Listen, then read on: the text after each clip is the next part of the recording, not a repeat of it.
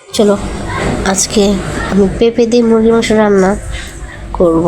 তো এটাই তোমার সাথে একটু দেখাবো আমি কীভাবে রান্না করি। তো ফার্স্টে আমি পেঁপে আর আলুটা কেটে নিলাম। এখানে আমি মাংসটা ধুয়ে রেখে দিলাম। তো এখানে পেঁয়াজ কুচি, কাঁচামরিচ, দুটো তেজপাতা, তারপরে এখানে জিরা গরম মশলা বাটা আর আদা রসুন বাটা নিলাম। তো আমি এখানে চুলায় কড়াই বসিয়ে দিলাম। তো এখানে আমি একটু তেল দিয়ে দিলাম, তেলটা গরম হোক।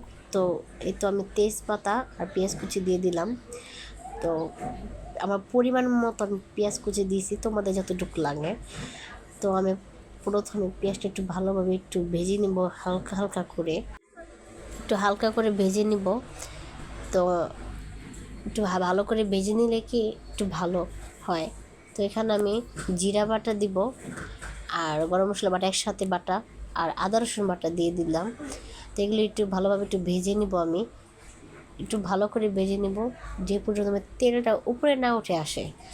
তো এই পর্যন্ত আমি ভেজে নিব ভালোভাবে, ভালো করে নাড়াচাড়া করতে বলে নিচে আবার লেগে যাবে। তো এই তো আমার ভালো করে ভাজা হয়ে গেছে। এখানে মানে তেলটাও ছেড়ে দিচ্ছি এগুলি থেকে। তো এখানে আমি পরিমাণ মতো মশলা রেগুলার যেগুলি দিয়ে রান্না করি সেগুলি দিচ্ছি।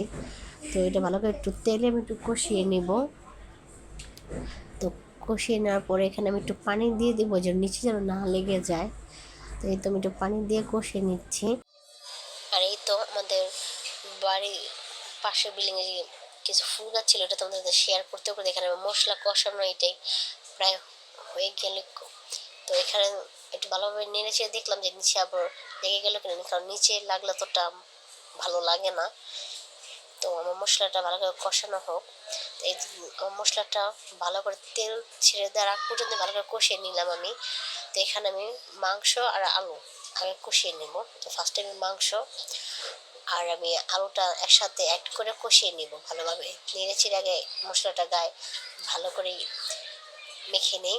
তারপরে এটা আমি কিছুক্ষণ ঢাকা দিয়ে দিয়ে এটা আমি কষিয়ে নিব যেন মাংস আলুটা ভালোভাবে কষে। যেহেতু পেঁপে দিয়ে রান্না করবো তাহলে এখন আমি পেঁপে দিতেছি না, পেঁপেটা আমি পরে দিব। যেন মাংস আলু কষানো সিদ্ধ হয়ে গেলে তারপরে আমি পেঁপে দেবো। যে এখন আমি পেঁপেটা দিয়ে দিলাম, কেন পেঁপে আগে থাকতে দিলে যদি নরম হয়ে যায় গলে গেলে তো দেখতে সুন্দর না, খেতে ভালো লাগবো না। তো আমি এই কারণে পেঁপেটা পরে দিলাম। এখন পেঁপেটা কষানো আমি ভালোভাবে কষিয়ে নিব। কষানোর মাধ্যমে যতটুকু সিদ্ধ হবার হইব বাকিটুকু আমি একটু পরিমাণ মতো পানি দিয়ে আমি এটাকে রান্না করে নিব। তো এই তো আমি ভালোভাবে এটাকে নেড়ে ছেড়ে কষিয়ে নেব পেঁপেটা। আর এখানে ঢাকনা দিয়ে ঢেকে দিব আমি, কারণ পেঁপেটা সিদ্ধ হইতে হবে ভালো করে। তো এই তো আমার পেঁপেটা কষানো প্রায় অনেকটাই হয়ে গেছে। তো এখানে ভালো করে আমি নেড়ে ছেড়ে দেবো যে নিচে লেগে না যায়। আর এখানে আমি একটু দেখবো চেক করে যে আলুটা সিদ্ধ হলো কিনা। তো এখানে আমি দেখলাম যে আলুটা সিদ্ধ হয়েছে কিনা। তো আলুটা আমার সিদ্ধ হয়ে গেছে, যেহেতু ফার্স্টে আমি দিছি। তো পেঁপেটা আরেকটু বাকি। তো এখন আমি একটু এখানে পানি দিয়ে দিব। এই ঝোলের মধ্যেখানে আমার পেঁপেও সিদ্ধ হয়ে যাবো আর আমার তরকারিটাও সুন্দর হয়ে যাব। তো আমি আমার পরিমাণ মতো পানি দিয়ে দিলাম। তো এই তো আমার তরকারির ফাইনাল লুক। কেমন লাগলো অবশ্যই জানাবেন। আর যদি কোনো ভুল হয়ে থাকে তাহলে ক্ষমা দৃষ্টিতে দেখেন।